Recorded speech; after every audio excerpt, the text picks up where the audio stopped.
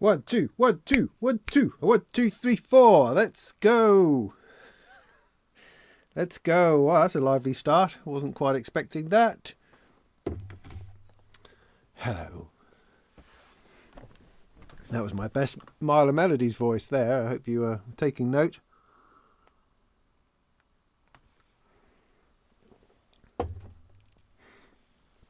Right, lovely to be here. Sorry I wasn't here yesterday. Do let me know in the chat if you can see me, hear me all right. Everything appears to be on and working as far as I could tell. I wish there was a way of doing this in a more smooth and gentle way so you don't have to think about these sorts of things. Maybe what you need is a crew, a production company, and a studio. Maybe that's the only way forward. All this one man in a shed nonsense is just is never going to get you anywhere, I would say.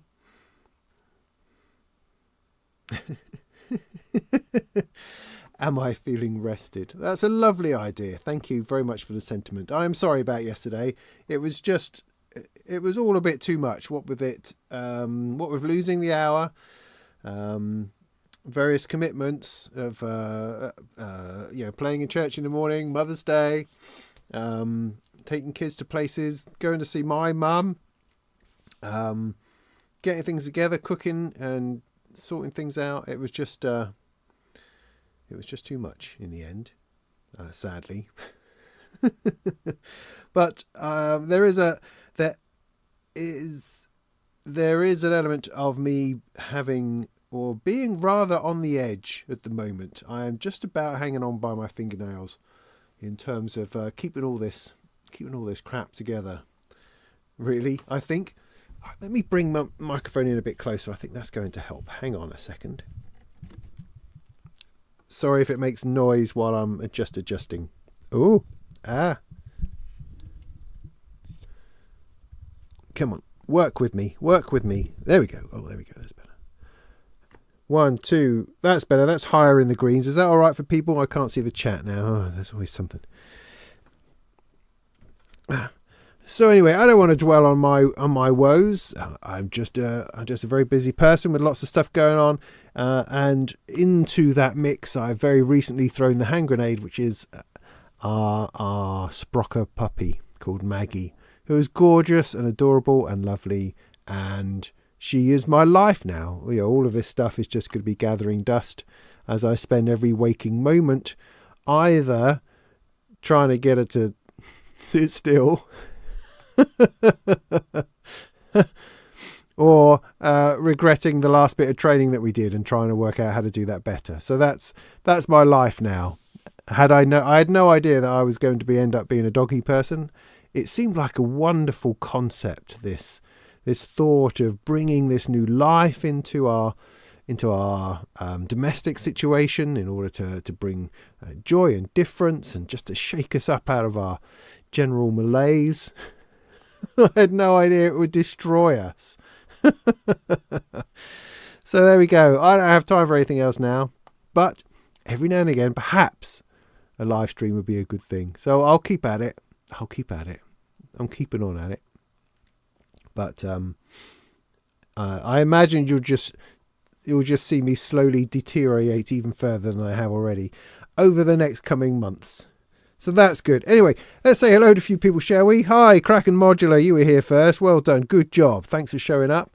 Again, if you're here wondering what on earth happened to you yesterday, it just didn't happen. So tonight, here we are. It's Monday night. That's a good night, I think, for things. Hi, Steve. The morning I woke up dead. I know exactly how you feel. A bit of a murmur from Andrew. Hi, there's some names I don't know, which is great. Thank you, Ken. You're always reliable to actually answer the questions I ask. Oh, I've got a stupid thing coming up now. Hang on.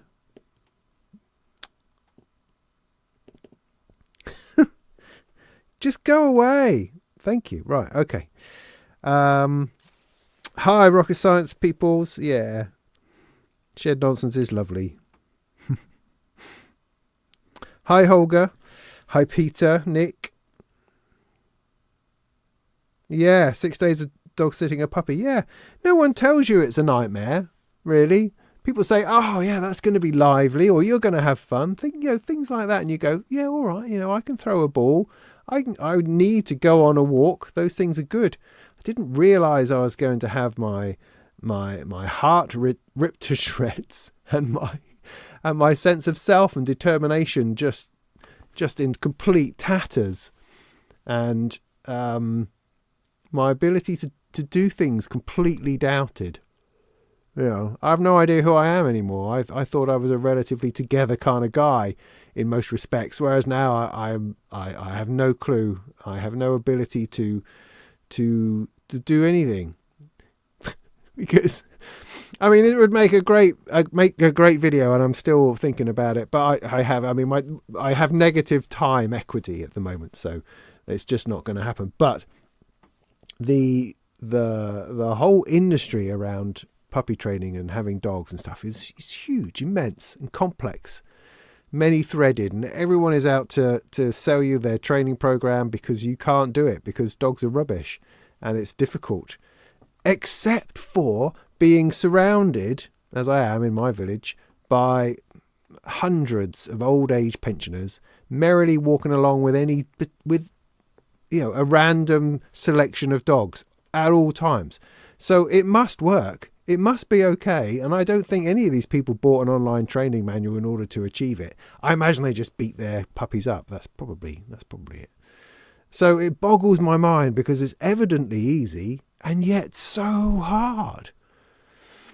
Weird. It's really weird. Anyway, hopefully in a few months' time, possibly 2 or 3 years, we'll be laughing about it. So anyway, I'm not going to dwell too much on the puppy today because I might just start to weep. In the meantime,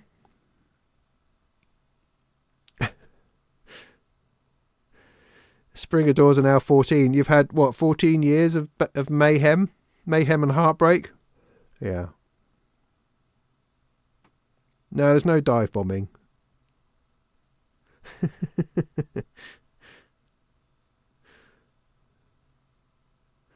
But,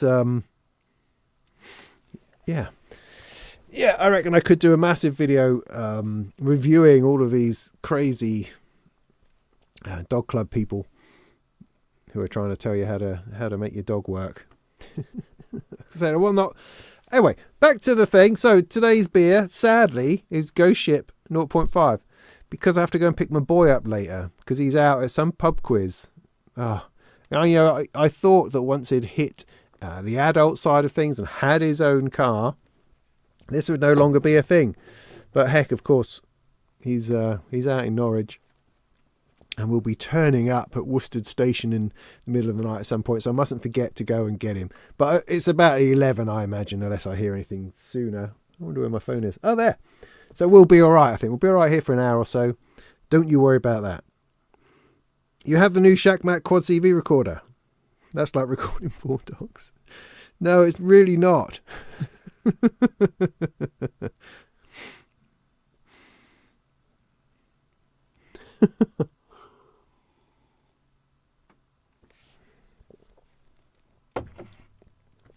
But anyway, we do have things to talk about, so that's exciting, I think.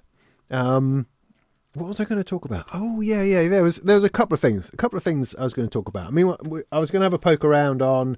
I've got the Griffin's Claws, as I spoke about in the Molten Monthly, and I've got the Black and Blue Oscar Tria over there, and I have the Omnitone Beatsy and Rhythmy. I mean, all of those things we could have a little play with this evening, perhaps. I mean, I've already got something going on over here in a very sort of 80s cop show style.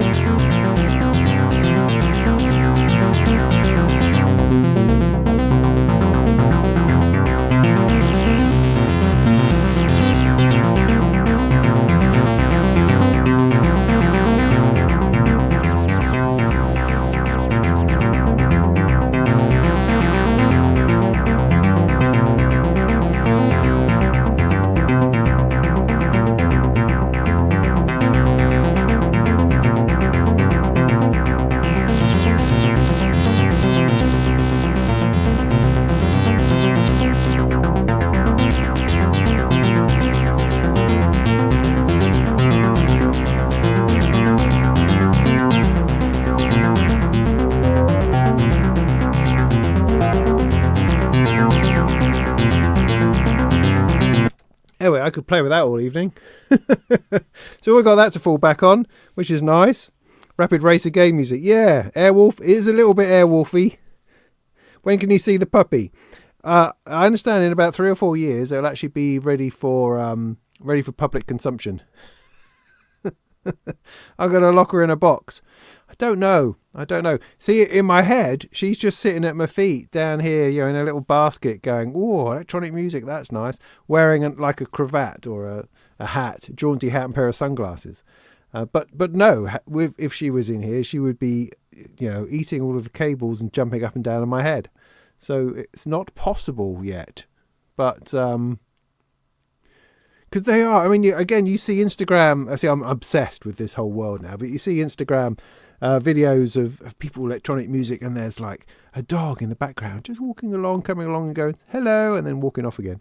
Well, when does that bit happen? When does that bit happen? I don't know. The one thing I've come to realise, I think, the last month or so, is that I make terrible decisions. I've made some terrible decisions today, and I still don't know what I'm going to do about it. I think it's something about being in your 50s. There comes a point where you realise that actually you're nowhere near as fabulous as you thought you were. You sort of build yourself up as being this sorted, out there, doing everything, exciting person, and eventually at some point in your 50s you just go, no, I'm none of those things. I'm really quite crap and incapable of doing anything. And if you haven't got it sorted out by now, like I don't have anything sorted out, then you've just got to hope for a fast end before things get too terrible. Anyway. Ho hum. Yes. Anyway, but here we are, and we have stuff, and we have electrons to flow and muck about with, and I'm still capable of putting together a fake Airwolf any time of the day or night, and I'm going to try to introduce some beats to that. I think that'll be interesting. So the couple of things that we wanted to talk about in particular. The first one is easier, really. So, well, it's not easy at all, but it's what? So the idea is this. It's really interesting how this messes with your brain, because, well, let me throw the idea out first. Okay, so the idea is to promote electronic music, right? This idea came to me after synths this time around, because I was approached by the promoter who, or the agent rather, of C. Feel, who headlined on the Saturday night, and I had a bit of a chat with him. I was just seeing if I could use some footage and that kind of thing, asking for a bit of permission. And he said, am I putting anything else on? Would I be interested in promoting a whole bunch of other artists that they have? And I had a look, and I'm going, yeah, why don't I do that? Could I be a promoter? What does that entail? Is that a thing? Can you make a living out of it? Do I have to just sell tickets for outrageous amounts of money? Is that what that ultimately is about? But it got my brain moving and thinking about what else we could do with electronic music. I also went along to a gig with Lula York and Scanner, the lovely Robin Ribbelold, that was at the Holloway in Norwich, which is this gorgeous little venue, which is the size of a living room, downstairs in this shop, down these rickety old stairs at the side of St Benedict Street. He's got like 50 people packed in there, and it was a great little gig and a great little venue. And I was thinking, well, why can't we put something on in there? And also, simultaneously, this Sunday, I'm playing at a little gig at Epic Studios, just in the bar. A whole bunch of us are getting together to do a little showcase gig, I suppose, which is nice. And, all of these sort of ideas and thoughts coming together made me think, well, wouldn't it be interesting to why can't I do like a radio show? When you have a radio show, you play records, right? And you play tunes and you go, right, that was space spandex from the Jolly Knob Twibblers, that kind of thing. Why couldn't I do that? What are the barriers to doing something like that? And of course the barriers are flipping copyright. And copyright is, of course, vitally important. It's essential for people who are attempting to make a living out of their music or to do something interesting with their music. And trying to wrestle with that is actually very, very difficult.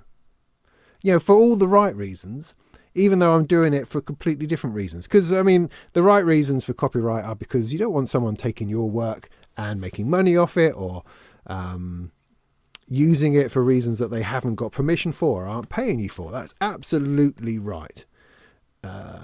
But the flip side of that is that if I would just like to promote some people's music, in a nice way, so we'll sit around and listen to this music and go, that's great, in order to promote that person, there's actually all sorts of barriers to doing that. Obviously, if I had a radio station, if I worked for the BBC and had a radio show, then that would all be taken care of by legal and management and PRS and, Musicians Union, and all those kinds of things all come into play. And that would be automatic.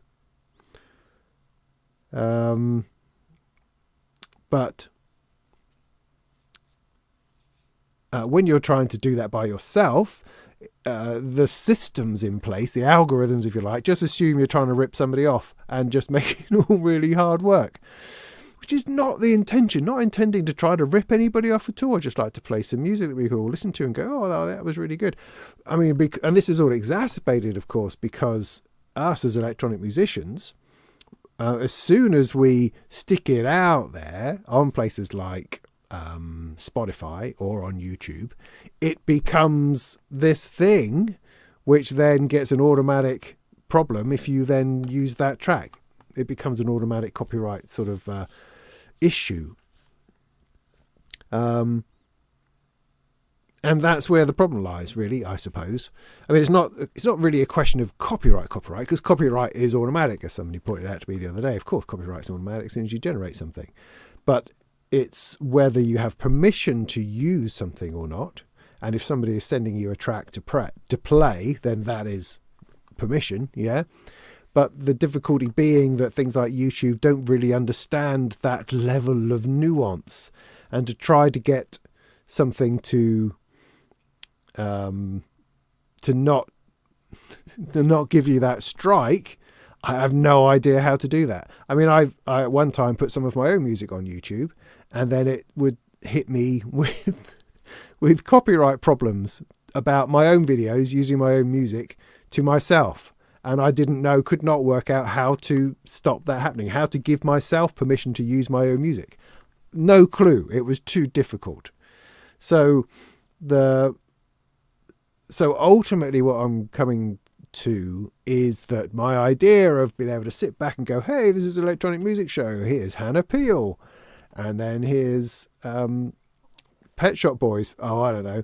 And then here's Bob from down the road's his bit, mixing it all together with known tracks and unknown tracks. It's just not going to work. It's just going to be too difficult unless I do it in a place where no copyright sort of ideas exist, some kind of dark web sort of situation. And I don't think that's helpful. I think ultimately what I'm hoping a couple of things I'm hoping to get out of it. One is to spend some time listening to music. Another is to promote people who are trying to make music. And the third is obviously to get more subscribers to the channel. I wouldn't be looking to monetize or anything. I think that's a whole different thing and brings extra difficulties. It would purely be a matter of creating a cool show that we could listen to that would potentially attract more viewers to my channel. But with the ultimate aim of promoting people who are making electronic music. That's the idea. It's really simple, but difficult to implement. Really difficult, I think. I can't think of any way around it. I haven't Googled every single possibility, but every time you try to Google YouTube and copyright, you just end up going in these sort of circles of FAQs that don't actually apply to the thing you're trying to ask. Long wave radio. Do you think there's no one watching? as in monitoring long wave radio in order to pick up the PRS and that kind of thing. I mean, unless I'm broadcasting just within like 10 miles of myself.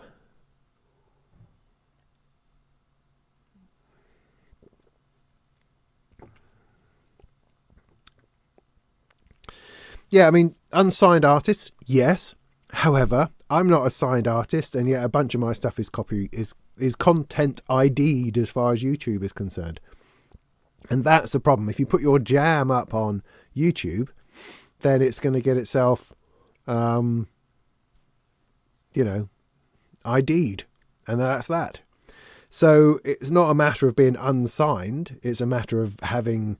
So, I mean, okay, so what this brings us to is there any way that it could possibly be done? And my only thinking on it is that, I mean, I'm no expert in any of this. I might be completely wrong. Absolutely. Because as I said, my decision making is rubbish at the moment. I have no clue.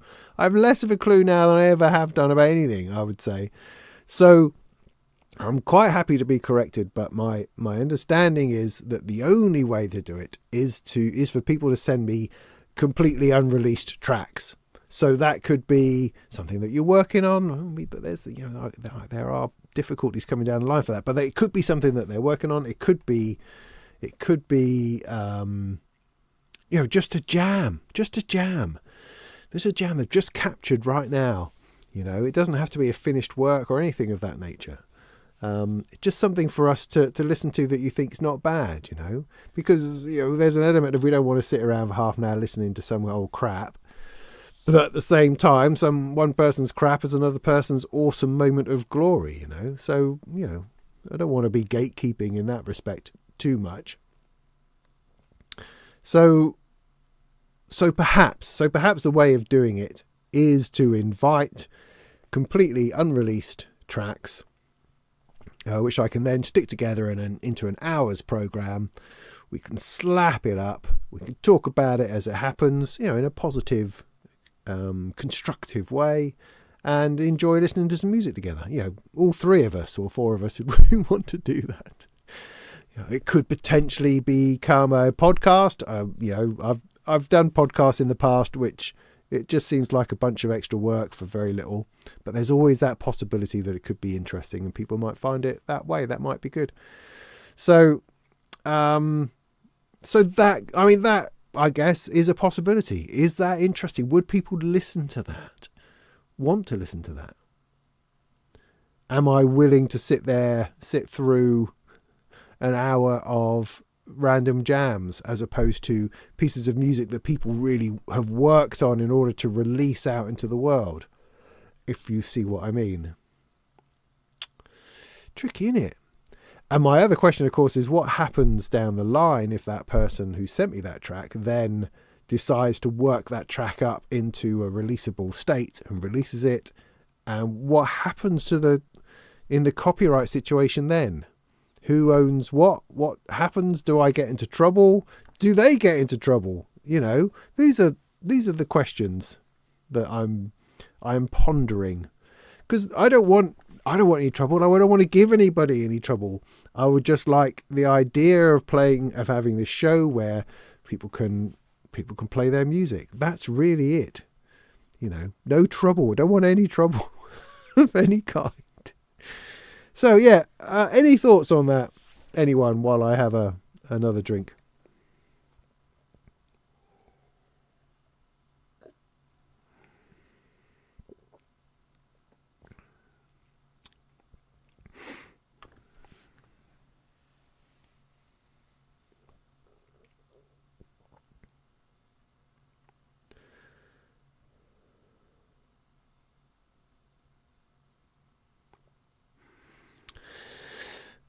Ian, thank you.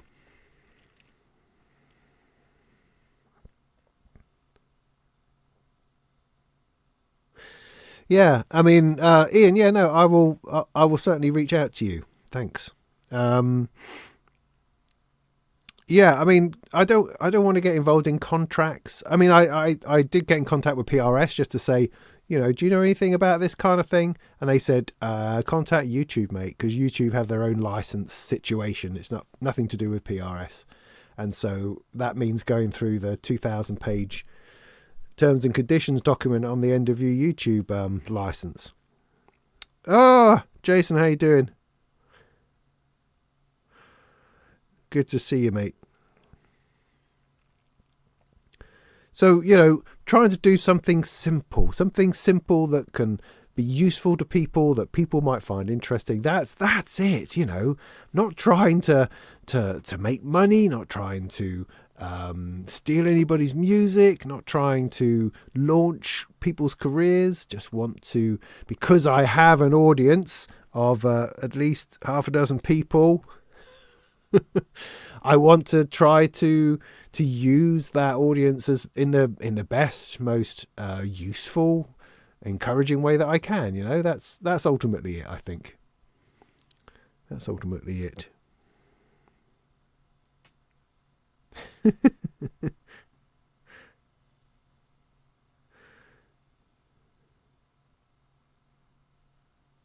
Yeah.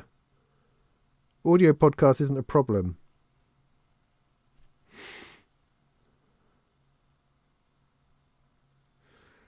Not sure I know what that means. I mean, because, in the old days, you would talk to people about it and that would be okay. You can't really talk to YouTube about these things, I mean, for instance, when I was making my Molten Monthly this month, I finished the video, uploaded it to YouTube, and then I got a demonetization. And it's like, oh, really? Because it's a lot of work, the Molten Monthly, and if nothing else, I want those pennies, those tiny pennies of revenue that it generates. That's useful to me. And the reason it was demonetized was because I'd used a clip from DivKid's video on his new path. And it twigged my memory, because it's like, oh, that's happened before. When I'd grabbed a clip of DivKid's video, I get an automatic demonetization, not a strike, but a demonetization. And it's like, oh, gee whiz, because I've used like 2 seconds. I had to go back into the video and edit out all of DivKid's video, which is a shame. But I remember speaking to him about it before when this happened, and him saying, oh yeah, I'll make sure I'll go and turn that off. And wherever it was he tried to do wasn't possible. It's just not possible. There's no easy way to go, oh, this has happened, oh, that's fine. I mean, there is a mechanism, because I know I've challenged demonetization before when someone's tried to grab the advertising revenue, and in situations where it is actually rubbish, and it's always been upheld. But it takes time, days, weeks, sometimes. And so it's just not, the mechanisms within YouTube are just not easy enough, and in many ways you can say rightly so. It looks after the content creator. It errs on that side to make it very difficult to use copyrighted material, and that's a good thing ultimately. It just could be easier,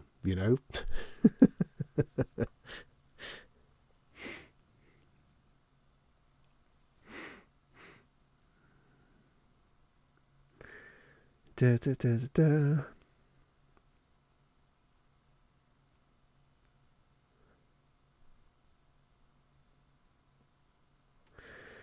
There is a way for us to not include music in YouTube Content ID system. Okay.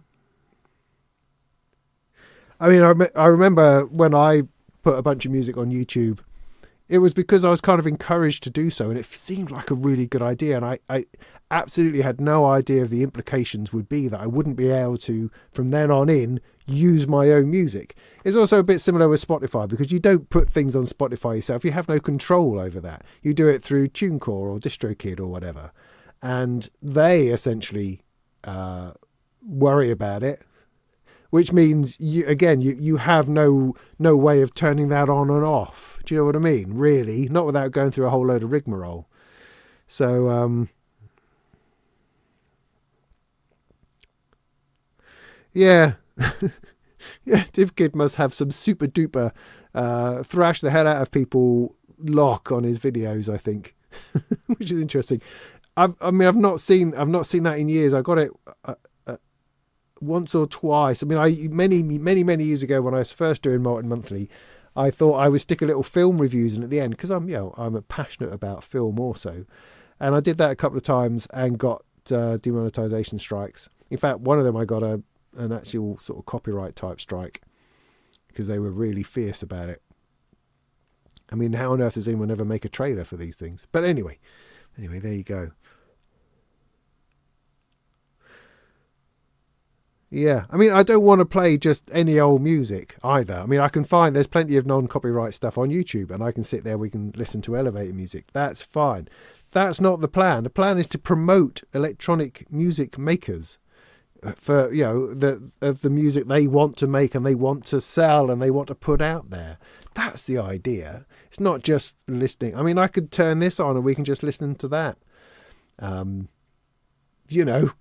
I could do that, but I was hoping to do more than that. I was hoping to invite community interaction and stuff like that, to encourage people to have a little bit of an online EMOM. I mean, there is the possibility, of course, you could do live performances, but then it's timing and it's organization and it becomes a big heavy thing as opposed to something kind of regular and fun. I mean, the one thing about it, I was thinking, if I have an hour slot once a week, late night modular, as I've mentioned, because that's the only sort of time of day I'll be able to do it, I imagine.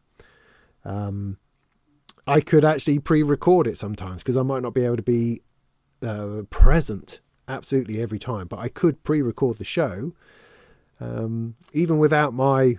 I don't have to have commentary, but I can put together a show which puts up the titles of who people are and all that kind of thing, stitch it all together and stick it up there and have it scheduled. So I like that level of versatility. So I'm not committed to be there absolutely every week, every time, because then, I don't want to set myself up to fail, if you know what I mean.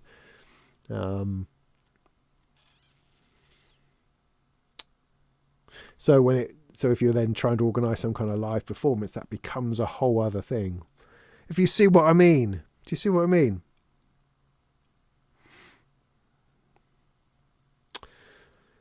What would happen if you turn the video into black and white? It's a good question. The thing is, it takes a long time to work that out. And YouTube is scary. When you've spent a decade, like I have, building up this precious audience, these viewer numbers, subscriber numbers, not viewer numbers really. You don't want to do anything to jeopardize that. No, not at all. That would be just a complete disaster. So you don't fuck with demonetization. You don't. Because if it happens to it, you go, and you just retreat from that as soon as possible and fix it, whatever you have to do to fix it. You don't want to tempt fate and make it happen again, or for that to turn into a copyright strike, which is a bit more severe. That could all get horrible very fast. So you don't want to test the waters. No, you just want to comply. Does it as a podcast on Podbean. Yeah, I was on Podbean a while ago.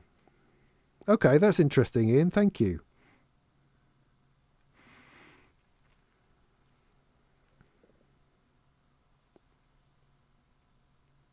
So Ian, are you saying that in podcast world it's okay to some degree? And then you can put that podcast back onto YouTube or something? I mean, it all gets very murky because, I watch some people like the Charismatic Voice, for instance, who I think is fabulous, is this woman who's a singer who critiques or talks about other people's voices in terms of rock and pop stuff, and she has a whole lot of copyright stuff on her channel. She's got 1 million odd viewers, and she has this stuff playing in the background. And how does she do that without it being a problem? Do it on Discord.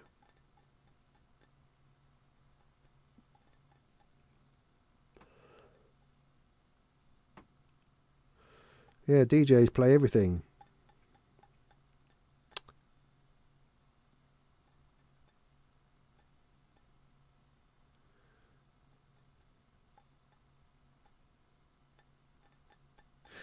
It's tricky, isn't it? Because it really does feel like it should be possible. Because as somebody says, there's DJs playing stuff. You know, there's entire movies on YouTube half the time. But I don't know. I would, Ian, I'd be interested to talk to you about that at some point soon, just to find it out. Am I aware of the Clown Army YouTube channel? Not particularly. I've seen some clowncore in the back of a car. That was quite fun.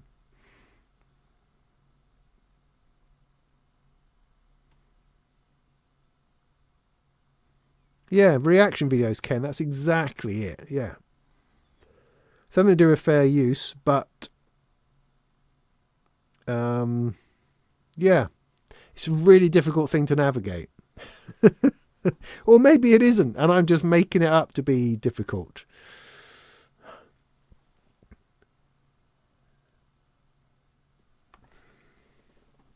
But okay, so technical issues aside, good Lord, I'm good time. Technical issues aside, if I was to do a radio show of some kind like that, please put your hand in the air or whatever. If you think if you think you would send music in, if you'd be happy to send in unreleased tracks, and you'd be happy to come and listen. Would those two things be something that you'd be interested in doing? Because, I mean, there's very little point in putting all this effort in if it's just going to be me. Yeah, because I could listen to things a bit more comfortably in the house. Oh, dog. Yeah, no, except for the dog. Yeah.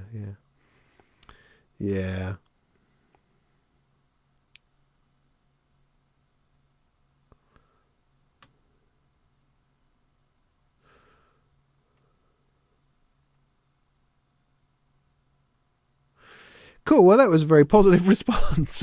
That's great. Yeah. Well, that's nice. That's lovely. Yeah. So, it feels like a nice idea. It feels like it has some potential.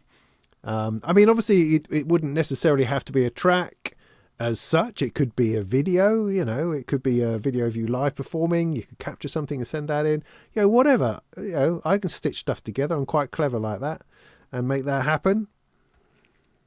You would listen to a podcast. Yeah. As I say, I mean, I have experimented with doing my Molten Monthly as a podcast. I did that sort of religiously for a bit, and it was always awkward. The way that you, I mean, this obviously, maybe the technology has changed, but you had to sort of create this MP3 file and then put it on a URL and then create a web page that then redirected to it and some other nonsense. It was just really kind of unintuitive in order to get podcasts to function. But I did do that for a bit, but it just never seemed to, you know, it was like streaming on Twitch. I'd get two people when I streamed on Twitch. Podcasts seem to be similar. However, if I was trying to do something which was purposefully for that platform a little bit more and gave people an opportunity to listen to it because it's a listening show as opposed to a watching show, then maybe that's something that I could drive into a little bit more and perhaps try a bit harder to get that to work. Yeah.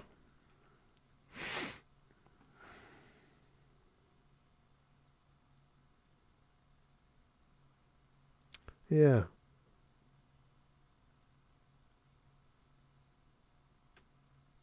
Well, Ian, that'd be great. I mean, you know, if there's a way of doing it without getting into trouble, then I'll be more than happy to do that. Absolutely.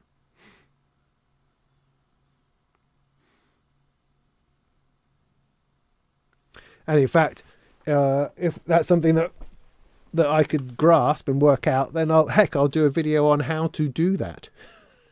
How to release your music without it being snagged by, you know, these rather aggressive, but I understand, youthful algorithms.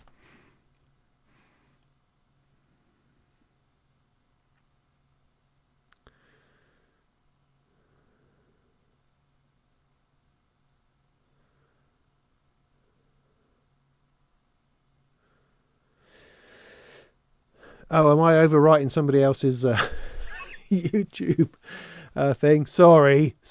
It's just very ad hoc on a Monday night. I wasn't intending to block anybody else's fun show. Yeah.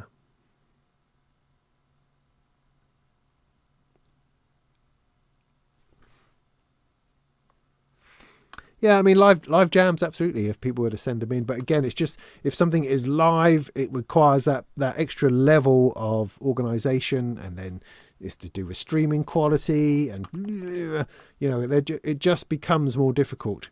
And I'm desperately trying not to introduce any more complexity in my life, because my life is complex enough. Thank you very much. But I still want to do stuff, and I'm excited by new things and new ideas. And trying to make a success of things. Honestly, that's really it.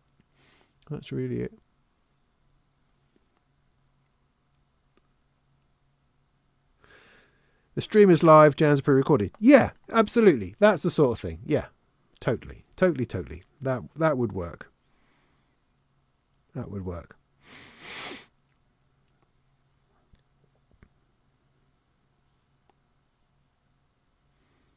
Yeah. But I wouldn't necessarily say that it would have to be, I wouldn't necessarily restrict it to people having to play it live. If you've built up a track because you do multi-layered things at a door, then that is absolutely fine. That I'm not going to try to gatekeep it in terms of it must be live playable or it must be modular. Hardware, of course, is more interesting because part of what I'd like to talk about in the stream is the gear that they used. Send me your jam plus a list of the sort of stuff that you used and any ideas and thoughts about it, and that could be part of what we talk about, because the idea is not just to listen, but also to talk about it, to have it as part of our way of engaging with one another, to go, oh wow, I love that bass line, and I wonder if that was on using this filter or that. We're a bit nerdy with this sort of stuff. Perhaps it would be good to also talk about it.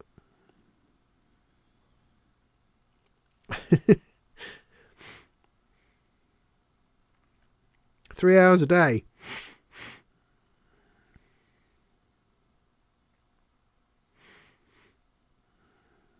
Cool.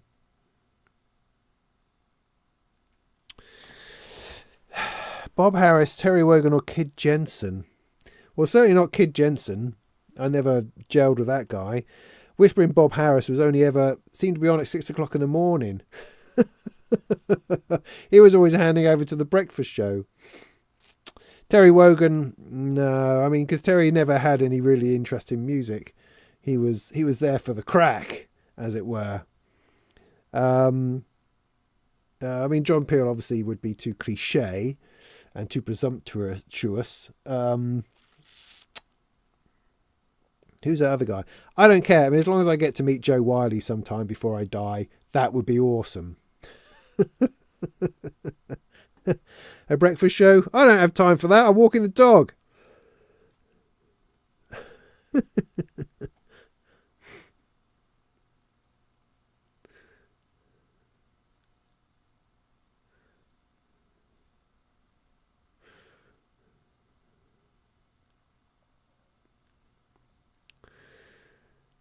Trent Reznor? Not sure he's that much of a DJ.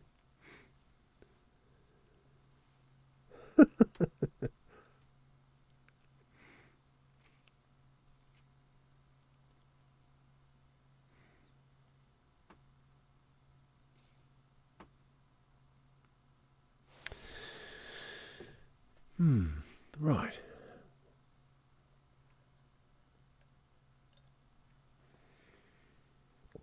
Well, look, food for thought.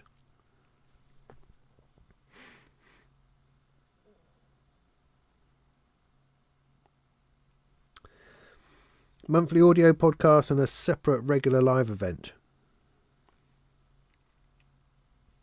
Yeah, walk the dog and talk. Yeah.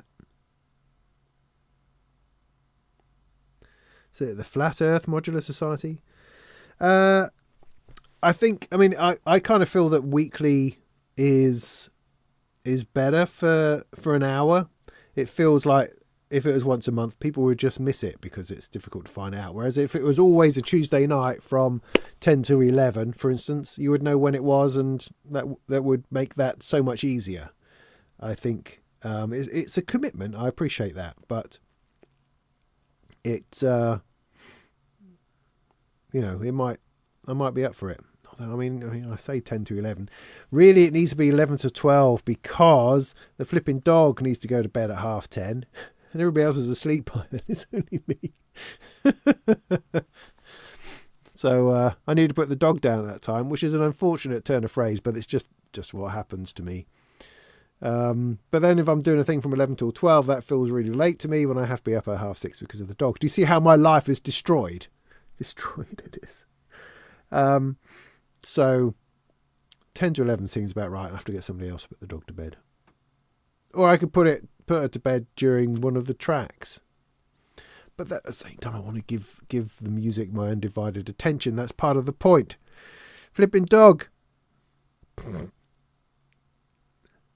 bit earlier to reach Helsinki. Yeah.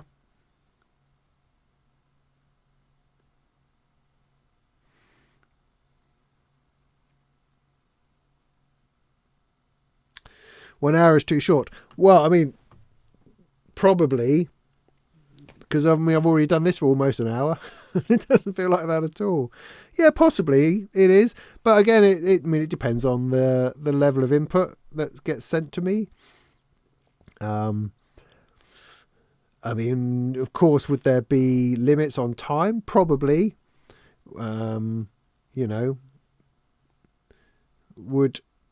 What would that be? Would I put a 10-minute limit on it? 15-minute limit on it? That means only 4 acts in an hour. So, that's why that could be a bit odd. So maybe it's from 8 o'clock, but then, what I don't want to do is start lapping into other people's YouTube streams, I was sort of deliberately punting it late at the night so that everything else is done. I wasn't getting in anybody's way, if you see what I mean. But, I mean, it's inevitable, I guess, to some degree.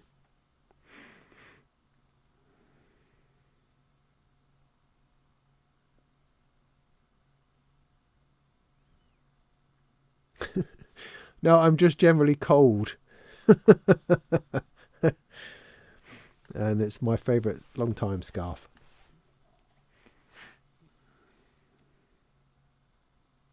Well, that's been interesting. Thank you. I appreciate your time on that. I feel both encouraged and a continued sense of bafflement about it.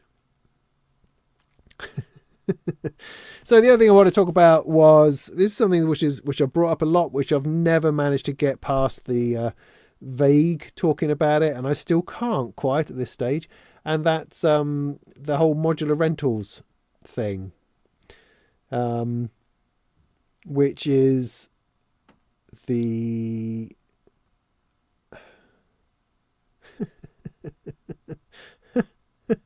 it's the I don't know. I'm just trying. I'm trying to make my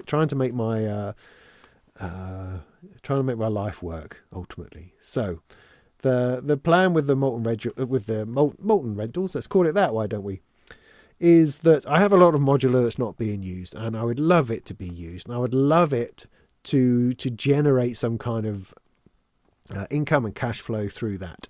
I can sell stuff, but I feel that selling it, while could raise some cash, is not. I would rather it was being I don't know, I really like the idea of little bits of my modular stuff, my modular gear set up, working its way through the community and people playing with it and enjoying it. I really like the idea of some kind of club, like a book club, where you get a new book every month and you get to play with that, or you get to read that, or in terms of modular, you get to play with that.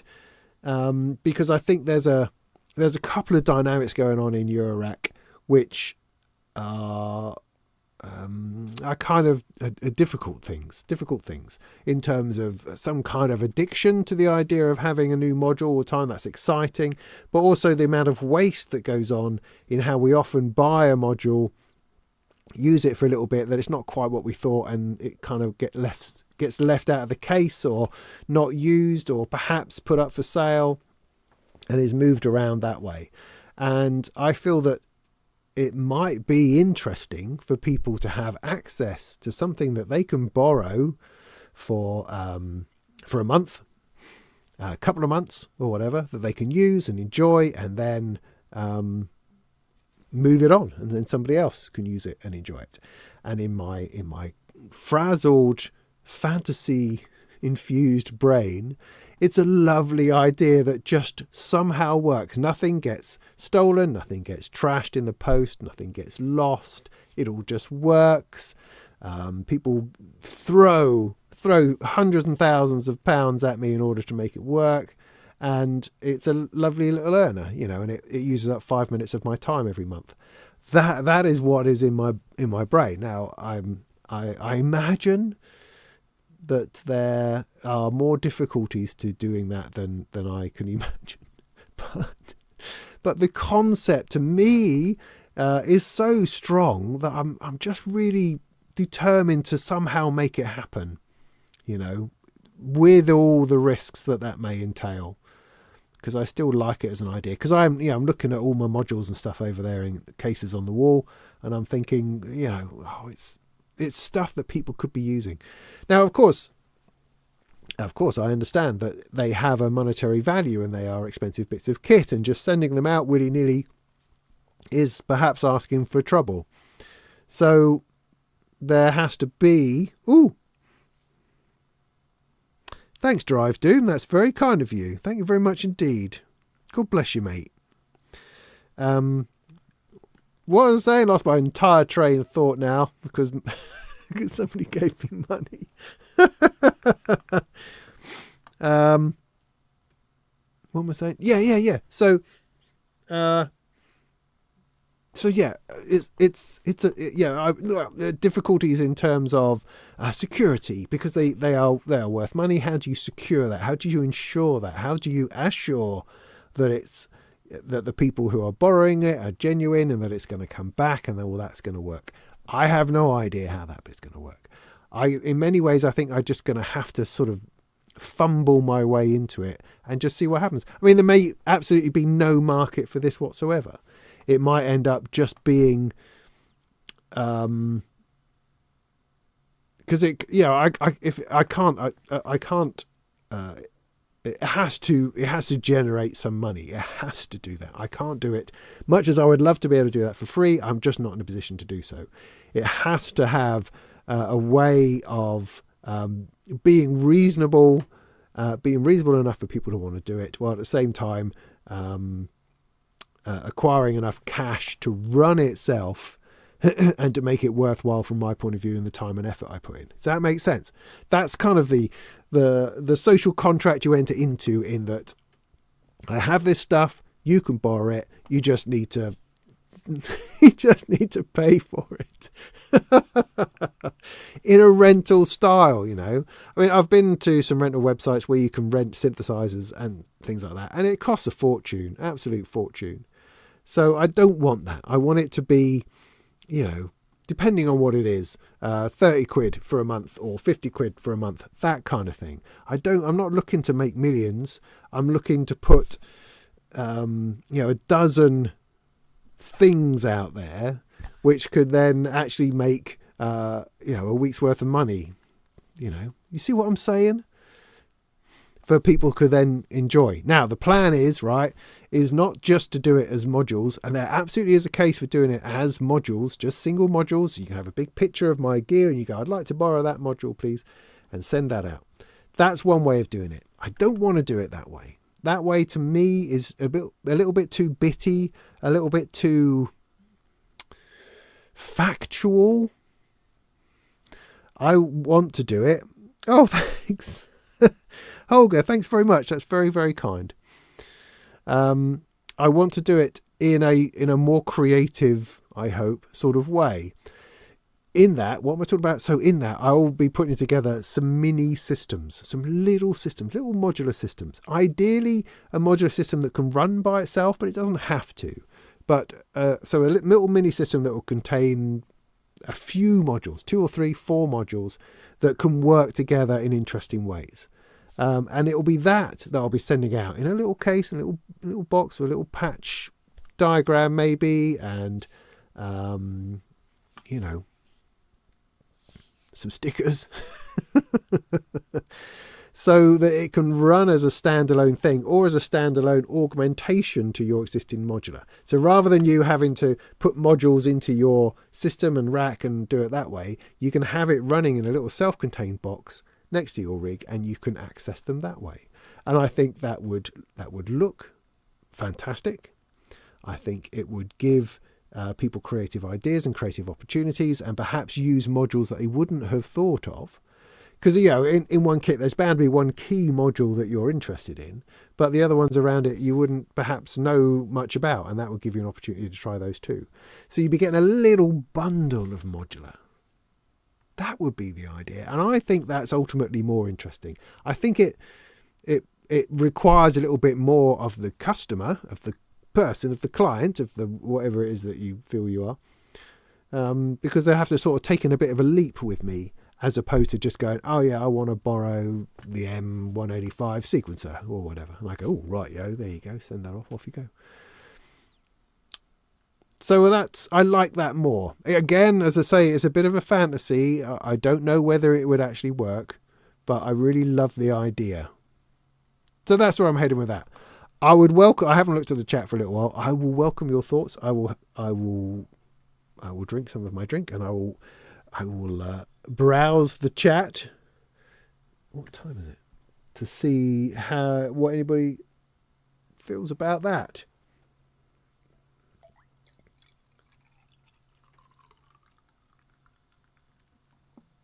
And yeah, and just to say, I'm totally aware that it's a ridiculous idea.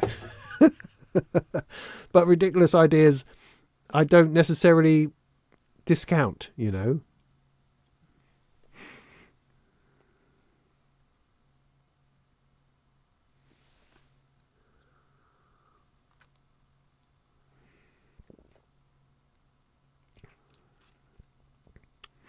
Yeah, Tomcat. I mean, I think it's probably common.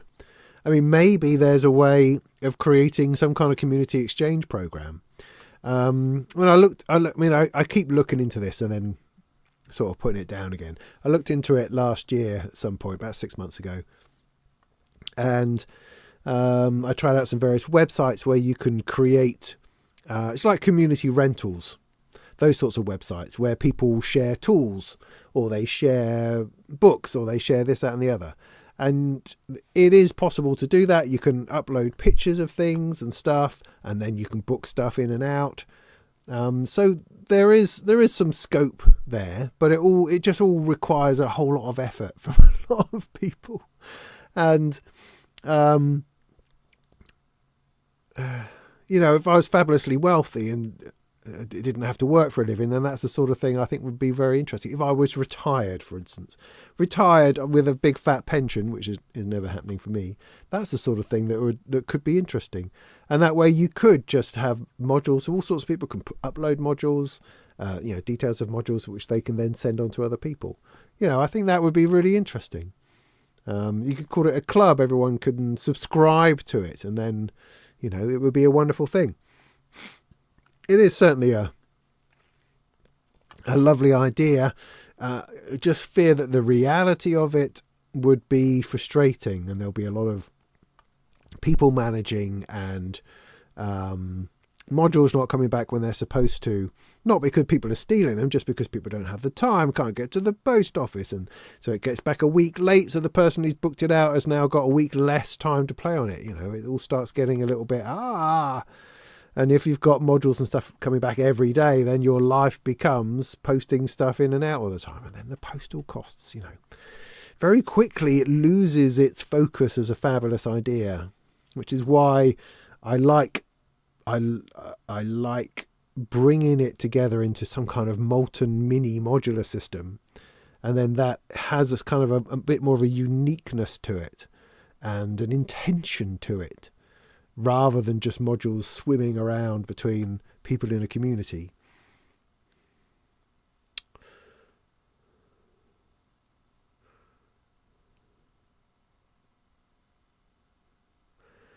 You need to just make a first step. Yes. Get a small case and build a system. Yes. And see what you can put in it. Yes. Yeah, all that's really good, Ken. I'm exactly in the middle of doing that. I have found, well, I've got a couple of possibilities in terms of casing. But a few weeks ago, I found these little lunchbox tins, which I really liked. So I've ordered one of those with sort of some artwork on it to see whether that could work. And I might see if I can, saw up a couple of Eurorack rails. I've got this.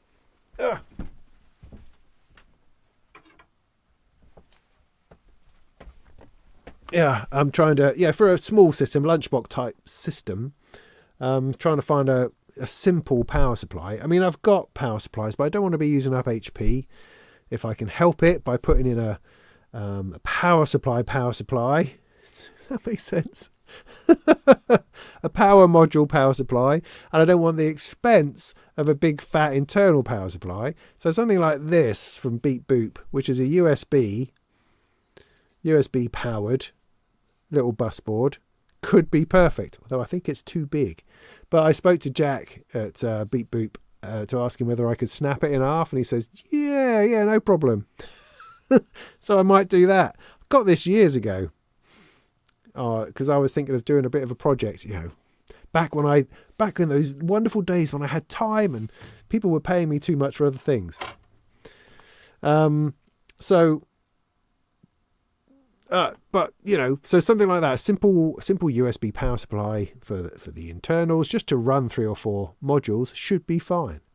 So, I'm absolutely working on that. As soon as the tin arrives, I will see if I can give some time to plugging that in. Because, again, it's a lovely idea.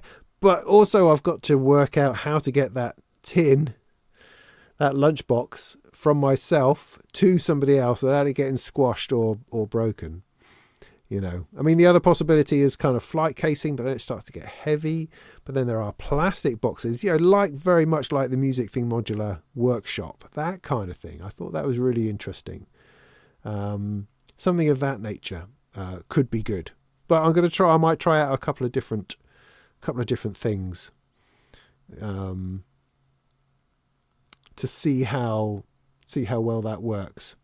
One thing I do know is that the tin that I ordered is far smaller than I thought it was.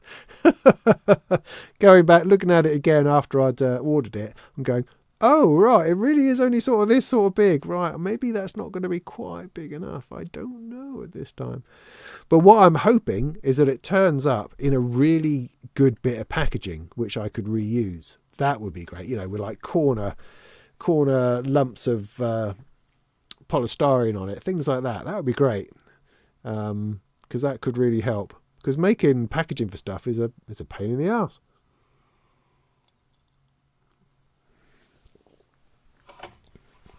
But also, hey, I have lots of cardboard boxes I could potentially use if needs be.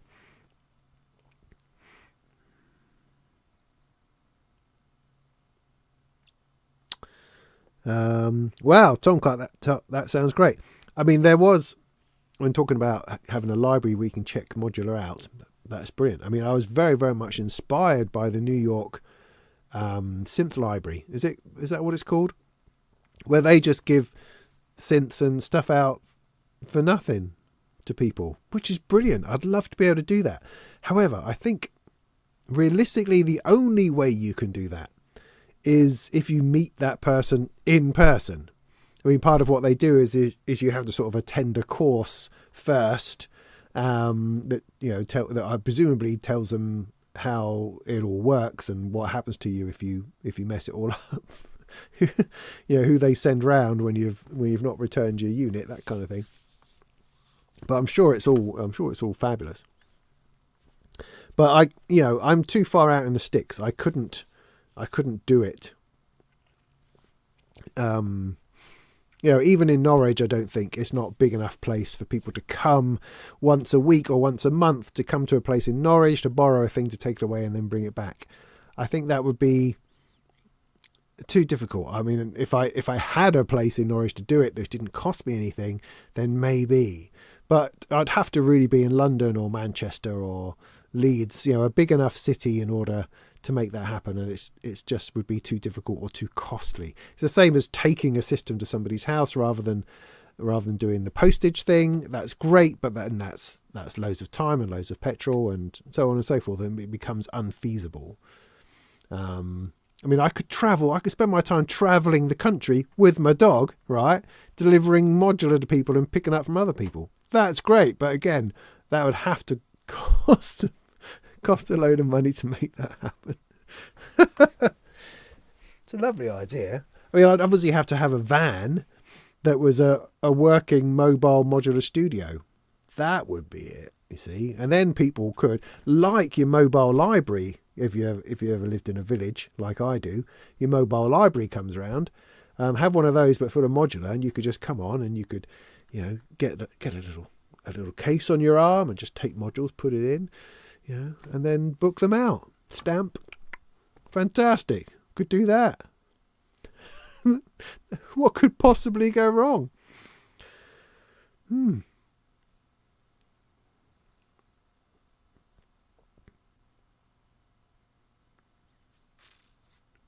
have to price in the cost of insuring the gear once they have it. Yes and no. Insurance is an option, isn't it? It's risk aversion. Because we all know really that insurance doesn't actually work. They never pay out for anything. I have actually been in touch with an insurance company about the idea, and I need to get back to them and talk to them about it to see whether it is even remotely feasible to have any form of insurance that might cover it. It might be impossible. I'm not trying to do this in a way that, there has to be a way of doing it so that it doesn't end up having to pass all health and safety rules and insurance things and every single possibility. Because if we overload it with bureaucracy and requirement, it then just doesn't happen. There has to be, while I understand, again, those things are important, there has to be a way of doing it in a community-driven, friendly manner where everyone who signs up understands that if they stick the power cable in their mouth, they will hurt themselves. Or, if they crush it, then we'll just ask them to pay for the things they broke. That has to be a possibility. We have to be able to agree to that, don't we? Wouldn't that be worthwhile rather than having to pay loads in insurance or making that difficult? Do you see what I mean? Or am I just trying to avoid paperwork? Maybe. Anyway, I will find out if there's some kind of general insurance I can get that would insure stuff that's being rented. But of course, once you involve money, then it kind of has to be right and above board, doesn't it? Really. That's the thing. Again, if I was just lending stuff out, then it wouldn't matter. Tricky.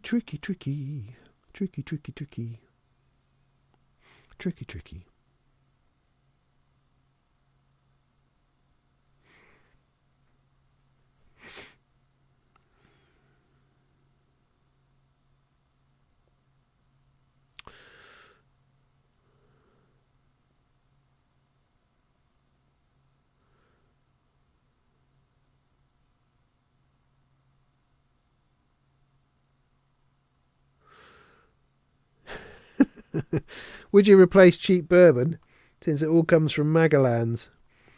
Yeah, honestly, I hadn't thought about it. Really?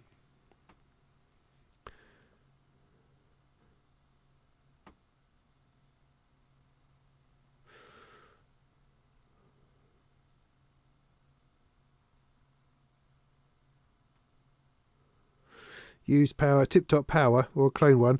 Well, see, actually, the most cost-effective way to power a URAC case is with the Behringer CP1A. It's about 35 quid. And for that, you get the laptop power warp. What am I talking about? Power brick. That's the word I'm after. You get the power brick with that. And the power brick, generally speaking, to buy a power brick power thing is about 20-30 quid as it is. So for about £10 more, you buy the Behringer power module, comes with the brick and it's a complete and utter bargain and will power, a whole row of stuff. That is by far the cheapest power solution. But I don't want that. I don't want that because it will use up HP. I'm quite happy to buy it, and what I would do for laughs is to, alcohol off the branding and stick Molten modular on it. Absolutely, I would have no problem in doing that at all. There's also the potential of sticking it in the side of the case somehow, doing something clever like that. Then that would also be a possibility. However, I like the simplicity of USB powering because it means it's less to ship. In a nice box. I don't want to have a separate box or a bigger box in order to include a power brick. I'd much rather just include a USB cable, or not even do that because people flipping have these things, and just, ship it without that. So I'd much rather have a USB power supply. The biggest obstacle to that, of course, is the only one that I can find that's of any reasonable price is by Synths, who I still can't bring myself to deal with. Cheers, Ian. Yeah, cool. That'd be great. Thanks, mate. I appreciate it.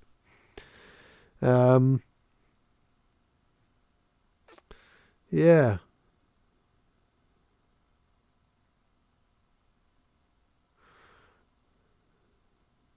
Thanks, Ambient Brew. That's nice.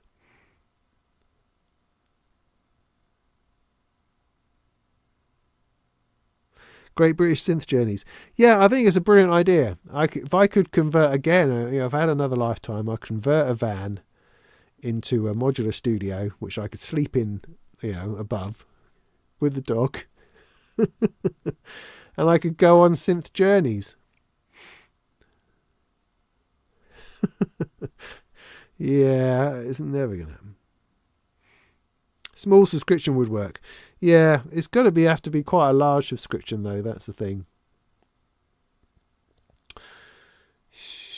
And that's where it all sort of leans on. It doesn't really matter how interesting and stuff it is. It all depends on on finding that right price point that pays for the work, and makes a little bit of money to make it worthwhile, while still being affordable. That's very tricky, because while it's lovely to do it purely for a community's sake and to have it just pay for itself, that's nice. Unfortunately, I have no choice but to put my time and effort into things that help me make a living at this point. Work as a freelancer, work is very volatile. And at the moment, recently, I've just lost a third of my income, which is quite worrying. But I have other things, that's okay, because that also frees up some time, which allows me to plough that into other things in order to try to fill those gaps. But just being transparent and honest here, the part of the idea behind this, because I say I could just sell the stuff, make a bit of money in order to tide me over until I'm sorted out.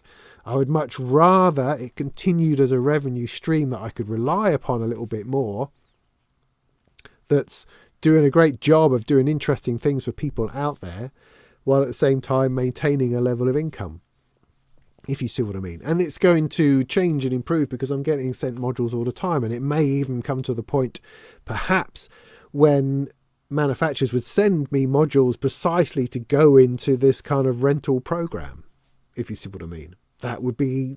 Could be interesting, because it gives people an opportunity to try their module and so therefore perhaps buy it. Or I guess perhaps if you tried it and didn't like it, is that detrimental? Don't know, difficult to say. But it's definitely a question. See, it's a great idea. I have lots of great ideas. They're not very viable most of the time. Sadly, I'm not very viable most of the time.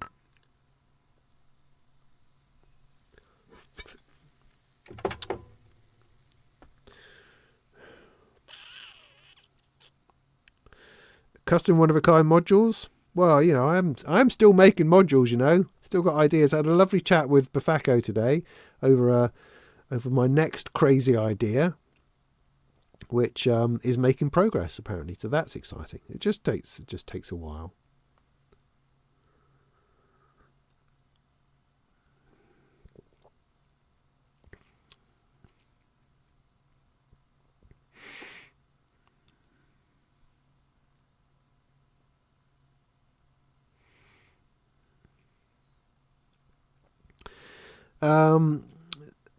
Day, hi, yeah, good.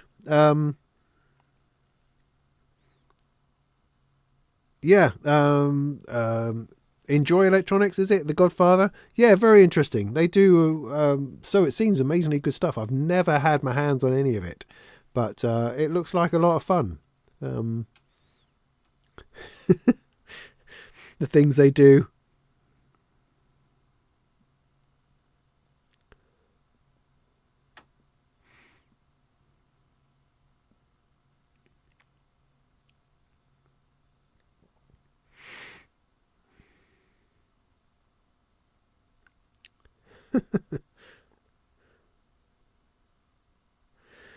Am I on a bunch of platforms? Are you talking to me? Used to be, but it just seemed to be about a massive waste of time. Like I used to do Restream, right? Restream is a platform that you stream to Restream, and Restream ports your stream out onto a bunch of other platforms. So I was doing that, going to YouTube, Facebook, Twitter, Twitch, something else. Can't quite remember. Anyway, 5 or so, I think. And YouTube, I would have 100 people watching. Twitch, I would have 2 people. Facebook, there's be my mum. Twitter, never a sausage. And yet you had to pay Restream like 20 quid a month or something in order to use the platform. So when it came up for renewal, I did it for a year or so, maybe 2 years. Ooh, crikey. When it came up for renewal, I just thought, sod it, I'll just go back to YouTube again. So while I understand other streaming platforms exist, they've not been of any use to me as far as I can see. But of course, that's relying purely on organic discovery, because I have no idea how to work those channels, if you see what I mean. Because I'm Gen X. So there are limitations in my grasp of new platforms.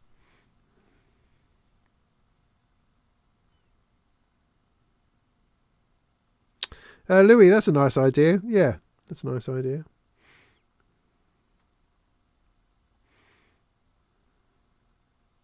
How have I got on with the Labour Erica Synths thing? Ha ha! Funny you should ask. Not at all. It's there. Oh, look, it's here. Oh, it's heavy. See, the fact that I know where it is a good sign. It's a very good sign. I have it right here. They are sending me the oscilloscope, so that's going to prompt me, hopefully, to open this up and have a look. I had a good conversation with Gertz, actually, this week about making modules and stuff. So I would desperately like to make something on this. I think that'd be really interesting. Really, really interesting.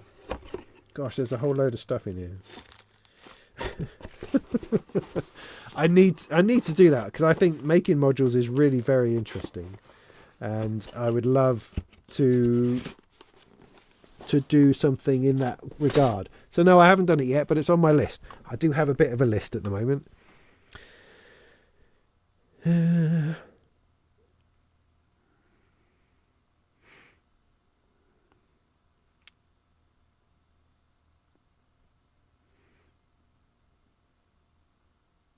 Yeah, no, I understand the nature of insurance and the difficulty involved therein. Again, that's a reason why sending them out in their own box as opposed to just individual modules means less behind the front panel handling and less chance of damage and breakage and that kind of thing. So yeah, I mean, it's going to come down to that, isn't it? I mean, realistically, there needs to be insurance involved, I suppose. Otherwise, you are inviting loss. Although it's not money lost. I mean, it is. It's just money not got. Would be the way that I see it. Because I could sell it for cash. This is true. And it not existing would mean I couldn't sell it for cash anymore. But currently it's not doing anything as it is. It's sitting there, not, you know, the module on the shelf is not generating or losing any money particularly. It's just sitting there. So neither here nor there. So if it was all gone, I would be no better or worse off. I'd only be better or worse off if I then wanted to sell it or somehow monetize it in some way. If you see what I mean. Do you see my logic there? Which is why I'm poor and not a wealthy person, because I don't look after things properly. No raccoons tonight, as far as I'm aware. How about making some music and selling it? Oh no, what a crazy idea. Yeah, that's another good idea. It's another good idea. Another good idea. I mean, yeah, I had this one good idea, right, which was to make sampled instruments. You know, of the stuff that I was reviewing, I thought, oh, it could be great because people sell things like sound banks and sample sets and stuff like that all the time. So maybe what I could do, just to make it more interesting, I could turn it into a sampled instrument, you know, with its own GUI, you know, using that decent sampler thing, whatever it is. Because, you know, I know a couple of people who do that, and that could be awesome. So I did that, right? Great idea. Did that. I've sold 2 whole copies. Just brilliant. The first one, the pulse, the plasma voice sample instrument I did, took me a week to make that, and I've sold 2 copies at $10 each. I am such an entrepreneur. I know exactly what the market is looking for, and I just, you know, I penetrate that market with fine needle-like precision. Oh yes, there's 2 there now. There's the Mantis as well. Mantis is pretty good, I have to say. You should go and check that out. Free to patrons, of course. So that's the thing. So yeah, like I say, I have lots of great ideas. They don't always quite do what I think. On the flip side of that, I have, in making the Mantis took me a day as opposed to a week. So I have sort of flipped it now. So I know that I can do it much simpler than I did. With the plasma voice, I was doing like 5 round robins and all sorts of stuff. I was really going hard in to make it as varied and interesting as possible. But no one gives a monkeys. So with the Mantis, I've gone for simplicity. And honestly, it sounds just as good. So rather than fussing around with loop points and that sort of thing, I've just made extra long samples for sustained sounds. And that allows it to modulate itself a bit more and have a more realistic and authentic take, which I think is quite nice. So, you know, worth considering. A day. Well, thank you. Well, that's really nice. Thanks, mate. That's awesome. That's awesome. I might put that towards a new shirt. Fantastic. I really appreciate that. Good Lord. Well, what a pleasant evening. Ken, I know you're a boomer, mate. I know. We're here to look after you. Don't worry.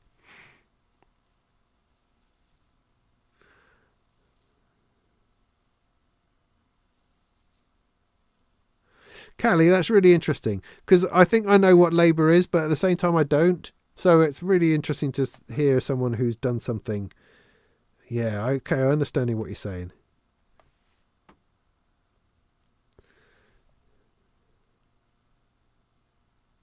Oh, well, thanks, Jack. Thanks very much. Appreciate it. Oh, sorry, I've made something come up again. Get off. Good. Well, look, it's 9:30.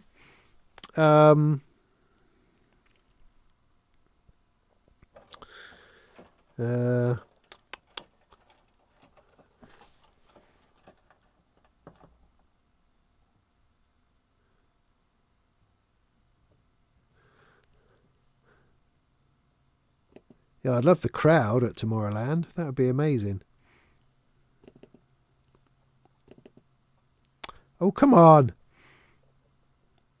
Oh, look at that. We do have a few people. That's all right, isn't it? Look at that. That's all right. Good. Sorry, I was just checking the stats, man.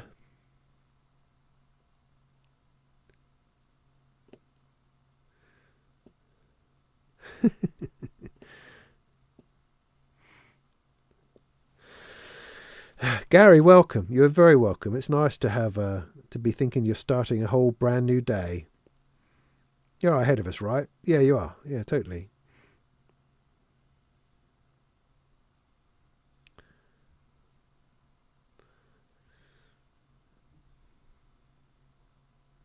So, no, my brain is just emptied. Oh, right. So, I was going to play with the beatsy and the rhythmy to see whether that actually makes any sound of any kind. We could have a look at that if you like.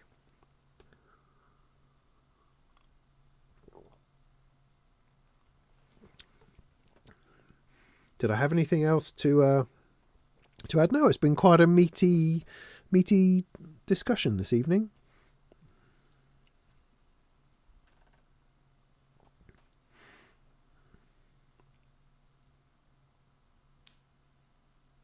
Oh, it's already April 1st there. Yeah. Yeah. Yeah, I mean, talking of which, I'm in the process of putting together another one of my best synth videos because, like a madman, rather than making videos that people want to see, I keep on persisting with this modular nonsense and do DIY stuff and all that kind of stuff. Whereas best synth videos, massive. I mean, the most massive video I've ever made is my best budget synth video that I made last year. So I need to be doing a lot more of those, obviously. And so, right, I'm getting around to it. What I mean is, the difficulty is that price fluctations have gone a bit nuts at the minute. So it's like I'm looking through Sweetwater and Perfect Circuit just to check the pricing in dollars on things. And because of all these, the threat of tariffs, like depending on where a synth is made, the prices are bouncing around all over the place. Never quite sure what it's going to be next week. You got the Golden Master. Any good alternatives? I thought that would probably do it. I would say. Yeah, that would probably do it.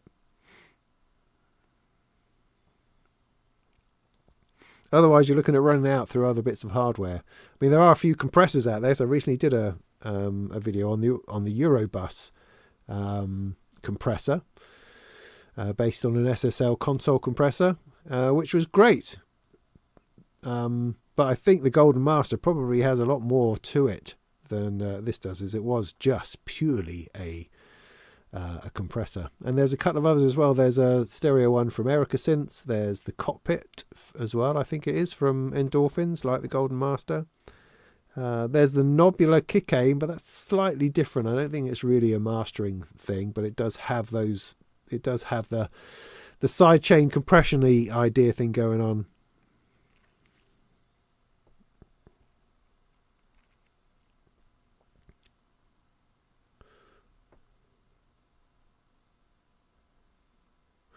Do you ever feel like you have too much gear? Yeah, absolutely. Absolutely, yes. Again, that's why I'd like to get some of it out there, being used.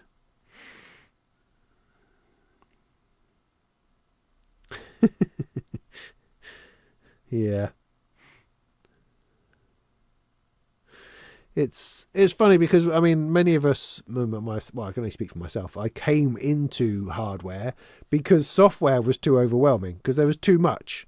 You could have any sound you wanted, any sort of sound in any way, and you could spend your life just surfing through presets and snare drums and such like, trying to find the perfect thing for the perfect thing, and you had everything. And part of the reason I moved into hardware was because I suddenly found a joy in not having everything, in just having a single synth voice. It's fantastic. Thoroughly enjoyed that. But now, of course, hardware's getting out of control. So does that make things boring? To a degree, yes. But I think things become different. Because when I was all in the box, I was thinking in cinematic terms, in making big things and that kind of thing. However, with modular, I'm looking to play live with this rig. And so it is restrictive purely in physicality, Um, and so, but you end up having to concentrate on a few things in order to try to learn them to use them better in a live performance. I think that then really helps, because you do need to focus down. You can't just keep swapping out modules all the time, or you're never going to learn anything. But that is kind of my experience anyway. Ho ho!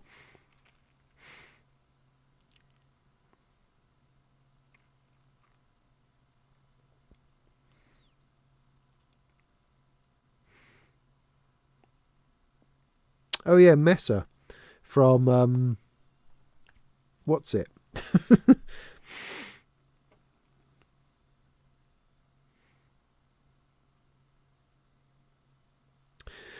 Well, funnily enough, Gary, we were talking about a modular exodus. I think talking to manufacturers, it felt like it took a real dive over the last year or two after the COVID. I think it started sort of diving a bit. I think that the feeling was generally that it's leveled off, and if anything, it's starting to climb again. Interest is starting to climb again. Which is great. I mean, there's no shortage of modules still being made and produced. Excuse me. As for people selling off their stuff, yeah, I'm sure it's a factor. I'm sure people go through. I mean, it depends on what you are. If you're a working musician who makes music for a living, then modular can be enormously creative and then enormously frustrating. So it's almost like it gives you this wonderful fix of creativity and expansion into new worlds, which is great. But also, it becomes, just in itself, it becomes more difficult. It's very much a reflection of the 70s, where you have these prog rock bands and studios with these huge synthesizer networks and modular systems and big analog synths, which are all wonderful, but they're all a pain in the arse to take live. They all go out of tune and break down and need constant maintenance. And then these wonderful digital Japanese synthesizers came along, and they all sold all the old analog crap and jumped onto the thing that actually makes it easy to make music. So you're not faffing around with the technology. You've just got a bunch of really great sounds that you can make music with. And if you are making music for a living, then really, really, that is what you want. While these are interesting diversions and can give you a difference and an edge and all that kind of thing, it's too difficult to use it consistently within a studio environment, I think. However, for people like myself and other idiots who just love making music on it and love the whole interaction with it, then I don't think that's going away anytime soon. I think there's always going to be a group of people who are wanting to do that. And I think in terms of music pros, they will flow in and out of it, over time. It's like, oh no, they would get to a stage where they just need to spend £5,000 on a compressor, and so they have to sell a bunch of their modular, because that's where they are, because that's where they believe that sound is important for their work, So I think these things shift. And as I say, my sense from the industry at the moment is that it's all right, that we're coming out of the doldrums a little bit. And it's probably people have streamlined, people have got more creative with what they're doing and try to produce more useful modules. Maybe.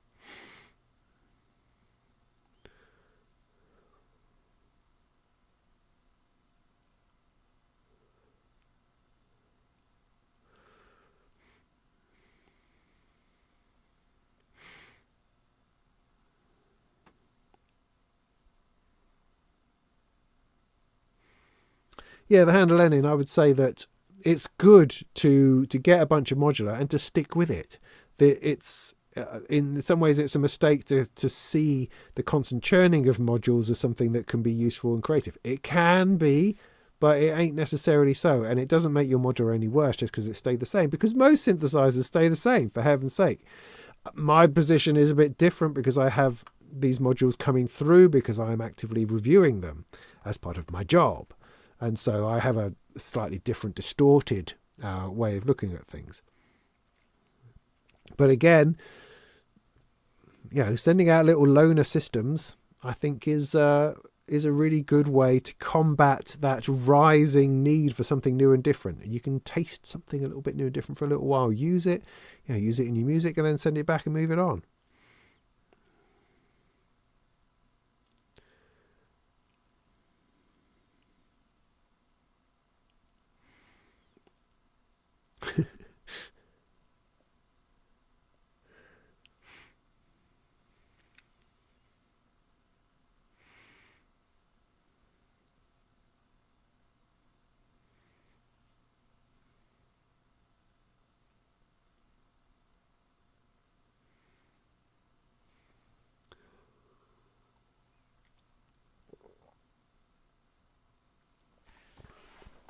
Right, well, let's spend at least 5 minutes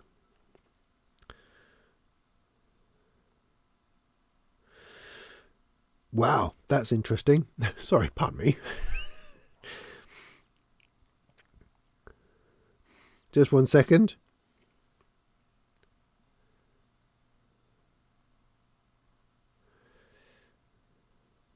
Well, Nick, that sounds brilliant. Yeah, count me in. Absolutely. I will respond to you, if not later than tomorrow. I would love to be involved. I wish I'd done more. God, Greenbelt's difficult, isn't it? How do you get through to people? It's really difficult to pitch to, I'm finding. And so I end up just burying my head in the sand and not doing anything about it, which is a shame. But, you know, time and bandwidth, that kind of thing. But, hey, if you're doing a thing, I'd love to be involved in that. Absolutely love to be. I think that would be very exciting.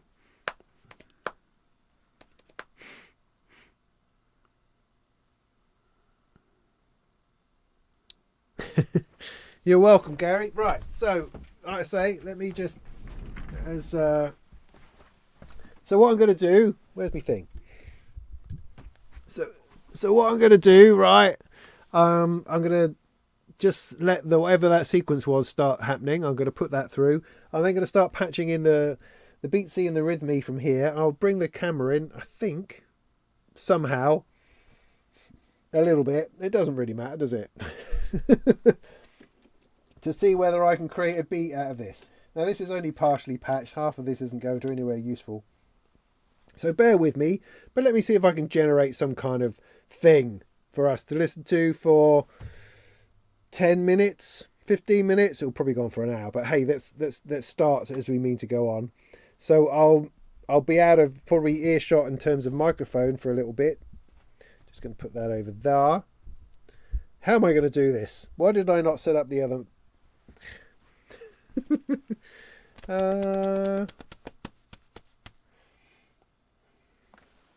Because I've got, you've no idea what I have to go through. Don't knock your drink over. Don't knock your drink over.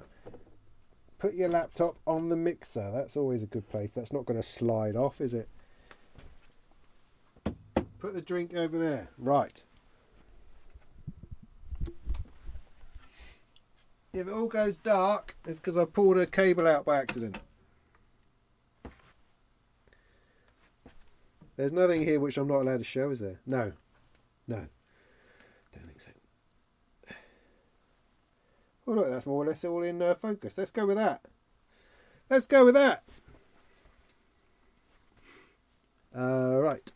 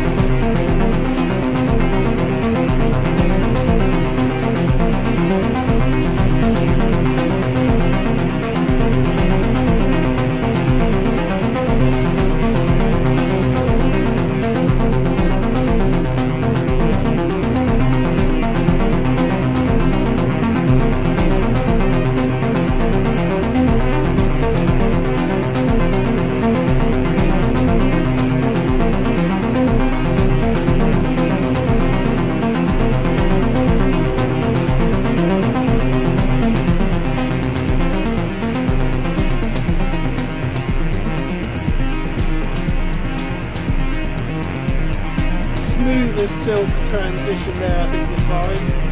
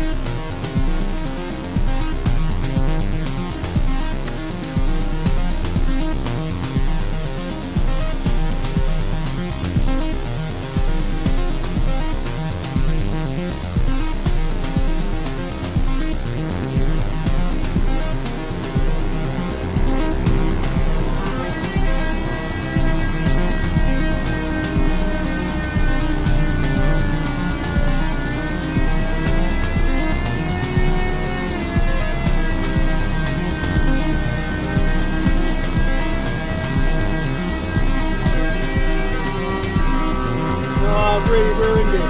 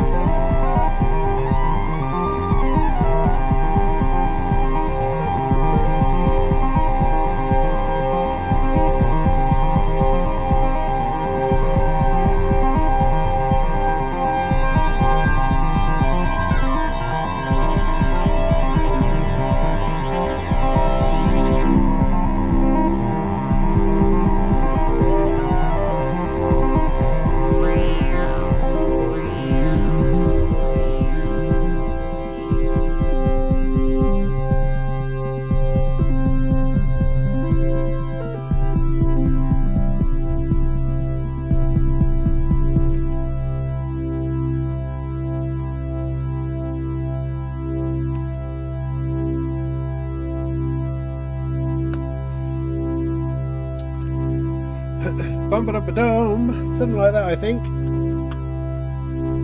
However, I better go. I've got dogs to look after and stuff, so I better go and sort that out.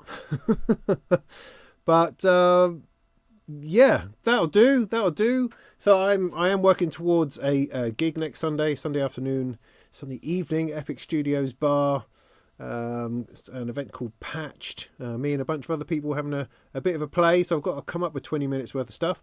That could have been 20 minutes worth of stuff if I just make sure things are tuned a little bit better. Make sure I know exactly what I'm doing.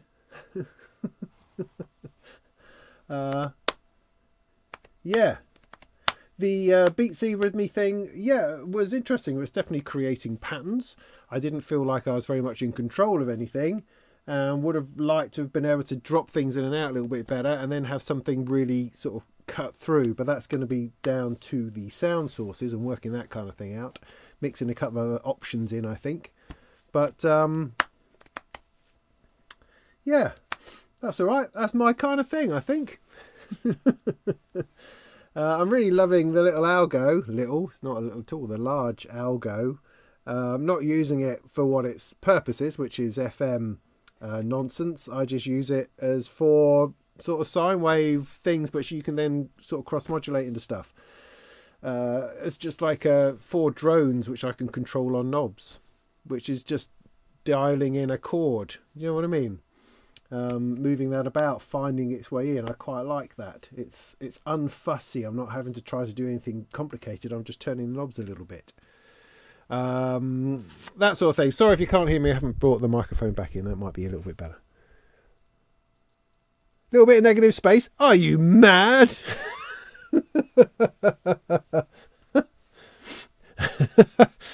Yeah, no, I know exactly what you mean. I do have a mixer that that I can't show you, which I will probably be using on Sunday. There's no right or wrong, somebody says, which is very kind.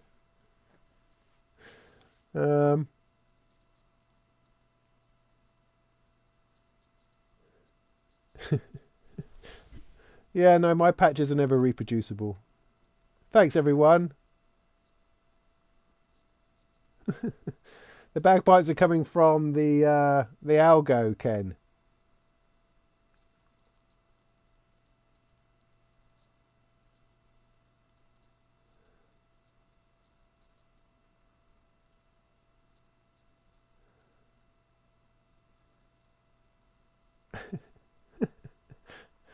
Yeah, no, my music is much more transient than that, as in it just happens and then it's gone. Anyway. Cool, yeah, right, good, yeah, thank you. Lovely. Okay, good, right. So anyway, there we go. So that was something to chat about this evening. Thank you for spending some time with me. That was super. I've missed this a little bit because I didn't do one last month, so it was really good to sit here, and I found that I was able to just talk like crazy, even though my levels of exhaustion these days are quite high. But we're getting on with it, getting stuck into stuff. Preparing for Sunday, lots of writing to do, various reviews of bits and pieces, lots of videos to come, hopefully, as soon as I can cram all those in. And I'll keep you updated on the whole radio show thing and also the Molten rentals. I'm just going to see how that pans out. And if anyone has any great ideas out there for a thing they'd like me to do, perform at, speak at, if you want to shower me with money, anything, I'm interested in hearing about it. All right, so that'll do. Yeah, do go over and visit the Patreon page, because you'll find some free synthesizers on there, some sampled instruments for you on there, and other bits and pieces, and you get to feel that good feeling of supporting one of your favorite creative people. Anyway, blah blah, stop talking. I need to go and do stuff. It's 22:22, time to go. So thanks ever so much. I'll find hang on, no, I can do this more seamlessly from here. Wait for it. I'll find that's not that. I'll find the thing. Oh, there we go. And I will fade myself into it beautifully, and I will see you soon. Go and make some tunes and that.